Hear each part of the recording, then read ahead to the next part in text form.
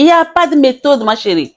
Il n'y a pas de méthode pour sauver ton couple qui est à distance. Un couple à distance est voué à l'échec. Ça, prends ça plein dans la... Oui, tu as bien compris. Tu demandes les méthodes pour sauver ton couple à distance. Aïe. Depuis quand tu as vu ça? Tu as déjà vu un couple à distance marcher? Hein? Ok. Princesse, toi qui m'écoutes là, je pense, je sais, je comprends. Peut-être tu vis aujourd'hui en 2025 là, tu es en train de vivre cela. Peut-être. Et ce n'est pas peut-être, ça existe. Ton mari est peut-être quelque part et toi aussi tu es quelque part et vous avez des enfants. Je comprends. Tu cherches la méthode. Je comprends. Avant que je te donne quelques conseils, je peux te comprendre et je me mets parfaitement à ta place puisque moi, j'ai vécu cela. Et j'ai compris comment ça fait mal de vivre peut-être, mais je ne prends pas l'histoire de l'Europe. Je prends même juste dans les pays là, d'Afrique là, où on vit là. Hein, dans un pays, par exemple, soit vous êtes en France, tous, toi tu es en Allemagne, lui elle est en France. Je prends juste pas des grosses, mais une distance reste une distance. Moi, j'ai vécu mon couple là, mon compagnon là, il était à 400 kilomètres d'où je vivais. Et j'ai cherché la méthode. Comment sauver ce couple-là? J'ai pas réussi. J'ai pas réussi à sauver ça. Mais c'est pas mon histoire que je vais te raconter. Mais après, c'est après que j'ai pu prendre des séances de coaching et j'ai eu des astuces. Mais, comme on dit chez nous, badaï. Badaïvo. Donc, je ne pouvais rien faire jusqu'à ce que, aujourd'hui, cette personne n'est plus sur cette planète Terre. Mais, tu vis cela, je peux te comprendre et je me mets complètement à ta place et je te comprends parfaitement que tu ne dors pas parce que j'ai dit l'époque là, si on me voyait, on n'allait même pas, il faut vraiment que je trouve la photo, je ne sais même pas où elle est, mais j'espère un jour retrouver cette photo là et vous montrer comment je suis devenue par rapport à cette distance. Parce que dépressive, oui, je l'ai été, et maigrichonne, oui, à force de réfléchir, on ne mange pas, on ne boit pas, on ne dort pas. Et la seule chose qui peut te faire maigrir beaucoup, c'est à force de ne pas dormir. Ah, ça, je l'ai vécu aussi. Le jour où j'ai perdu mon fils, la nuit du matin, on me divise en 4. Ouais. Donc, tu m'écoutes là, je peux comprendre et parfaitement, et c'est ce que tu es en train de vivre aujourd'hui. Mais ne t'inquiète pas, il y a des conseils. On va te donner des conseils. J'espère que tu vas pouvoir les appliquer et te sauver. Mais avant tout, laisse-moi te raconter une histoire d'un couple à distance, mais qui ont réussi à survivre. En 2000, ce jeune homme a eu une belle chance de voyager. Et il venait d'avoir son fils. Du coup, il a eu le visa. Et il a voyagé, il est venu en Europe. Et bon, ça a pris du temps parce que quand on nous donne les visas comme ça, là, on ne te donne pas visa à longue durée. C'est un visa de quelques mois pour repartir. Parce qu'il faut dire qu'en 2000 aussi, pour avoir le visa, c'était pas, c'est difficile, mais pas trop comme aujourd'hui. Il y a tellement de... Donc, heureusement que nous avons eu rapidement les visas et on est venu. Mais étant donné que la fille a fait son bébé, la fille, bon, n'était pas dans le programme, mais de toute façon, il était venu pour quelque chose. Et on a commencé les démarches pour avoir des papiers. Ça n'a pas été facile. Donc, les papiers, on les a eus tardivement. Donc, il a eu ses papiers très tard. Ce que je vous raconte là, c'est une histoire que j'ai vécue en direct. Et quand il a eu ses papiers, son passeport s'est expiré. Maintenant que le passeport s'est expiré, il ne pouvait pas voyager puisqu'il n'avait pas de moyens pour partir. Donc, il a réussi à faire son passeport, tout ça là, mettre les choses au propre. Mais la fille l'attendait toujours. La fille, elle s'est mise dans sa tête que lui ou rien. Donc, il faut dire que c'est elle, la fille, qui a fait le travail. Mais le garçon, lui, on est en Europe ici, là. Il faisait rentrer il fait rentrer, c'était des petites, il changeait comme sa culotte, quoi, en fait. Voilà. Et moi, je dis, toi, n'oublie pas que tu as laissé une femme avec un enfant au pays, hein. Il dit, oh, je gère. Je dis, gère toujours.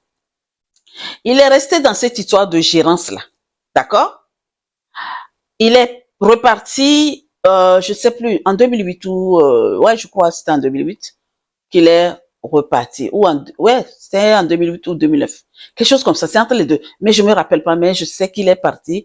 Entre-temps, il a fait 2 mois. Et la fille, elle est restée attendre. Donc, depuis ce temps-là, attendre, elle a eu une deuxième grossesse. D'accord? Elle a eu une deuxième grossesse. Et il est revenu. Et elle attend toujours.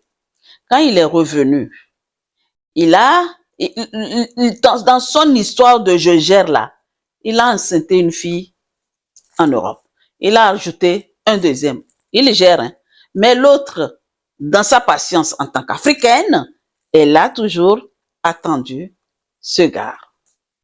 Mais voyez le karma. La vie, c'est comme ça. Et il est retourné à un moment donné et il a fait la dot, en fin de compte, parce que après tant d'années d'attente, il fallait qu'il officialise cette fille-là, puisqu'elle a attendu. Voici ce que elle a fait. Elle a eu, c'est de la patience. C'est une fille qui s'est dit dans sa tête, dans son âme et conscience, que si ce n'est pas lui, elle ne veut plus d'autres personnes. Mais il faut comprendre aussi que le garçon, le gars là, il a fait ce qu'il faisait. Il a fait les bêtises qu'il faut. Mais dans son cœur, dans son âme, il a reconnu les efforts de sa fille.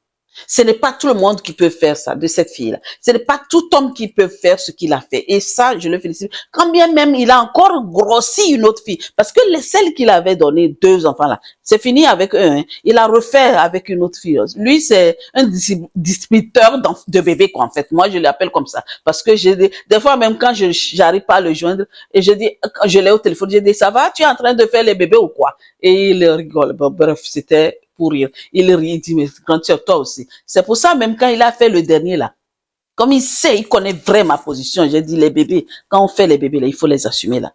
Il m'a pas dit ça, hein. Il m'a dit ça tardivement. C'est quand le bébé est venu que j'ai su que il a engrossé une femme. Donc, en fait, c'est mon cousin. Donc, entre parenthèses, c'est vraiment mon cousin. C'est quelqu'un de ma famille. Son histoire que je vous raconte. Je sais qu'il va regarder cette vidéo et il va savoir que c'est de lui que je parle. Donc, j'ai pris son exemple pour t'expliquer que il est ce qu'il est. Il a fait les bêtises qu'il faut, mais quand même, il a reconnu l'effort, il a reconnu la femme. Et j'ai admiré ce qu'il a fait, j'ai admiré ce geste. Aujourd'hui même, il peut, s'il veut, faire le regroupement familial, faire venir la fille. Mais entre-temps aussi, responsable qu'il est, il a réussi à faire le regroupement familial et ramener son fils. Donc son fils, le premier fils aujourd'hui, qui va avoir 25 ans bientôt, il travaille en Europe, il est en France et tout va très bien. Donc vraiment cet exemple-là, c'est très bien. Toi, voici ma méthode. Ou si tu veux, je t'envoie la fille, la reine là. Tu es vie en Afrique et que ton mari est à distance et tu cherches les méthodes. Elle, je ne sais pas comment elle a fait, hein. C'est pas toutes les femmes qui peuvent faire ça. Peut-être moi-même qui vous parle, j'aurais pas pu rester autant, hein. Rester à attendre un homme des années. Déjà, il est parti en 2000. Il est revenu en 2008. Donc, je l'ai attendu 8 ans. D'accord? Elle a attendu 8 ans. Après, il est retourné en 2012. Donc, elle a encore attendu 4 ans. Après, il est retourné bon, bref. Donc, en 25 ans, tout compris, en 24 ans, je vais dire, parce qu'on vient de prendre 25e année, en 24 ans, je peux dire que la fille l'a vu. Comment je peux calculer ça? Quand il va 2 mois. Donc, il est parti au moins 5 fois. Donc, ce qui veut dire que en 24 ans, la fille l'a vu que sur 10 mois. Vraiment chapeau. Quelle était sa méthode? C'est son cerveau. Donc, toi qui m'écoutes là, maintenant écoute ce que je vais te dire. Ton couple, c'est la distance qui vous sépare. Moi, mes conseils, si j'avais eu ces conseils-là à l'époque, je pense que j'aurais pu encore faire des enfants avec ce monsieur avant que l'univers ne décide autrement pour lui. Mais du coup, ça nous a limité qu'à cette fille et puis la distance nous a beaucoup séparés. Mais j'avais pas les méthodes. La première des choses, c'est prioriser la communication. Je dis toujours, pour qu'un couple puisse bien marcher, c'est la communication. Ça aussi, ça m'a aidé pas très longtemps, que j'ai pu, en un an, l'année de 2023 à 2024, j'ai vécu avec mon compagnon que 3 mois seulement, parce que j'étais obligée de partir, finir mes examens, et faire mes examens, avoir mes diplômes et veiller sur mon petit-fils. Donc ça a fait que je suis partie à plus de 9 mois dans l'année de 2023 à 2024. Donc c'est la communication qui nous a aidés. Donc voici la méthode. La communication, tous les jours, tu dois l'appeler. Je sais que c'est pas évident en Afrique avec les histoires de décalage d'horaire, mais je ne sais pas comment ça se passe, mais trouve-toi un moment et priorise la communication et priorise tes unités. C'est que c'est pas évident pour acheter les unités en Afrique, c'est pas évident, c'est cher, je sais. Ici nous, oh, ça va, mais toi qui es là-bas, c'est pas évident d'acheter les unités. D'accord? Je comprends très bien.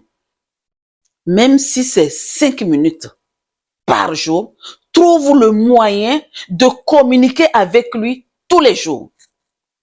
D'accord? Par contre, il y a quelque chose que je vais te demander peut-être. Tu vas dire, ah, pourquoi la coach dit ça?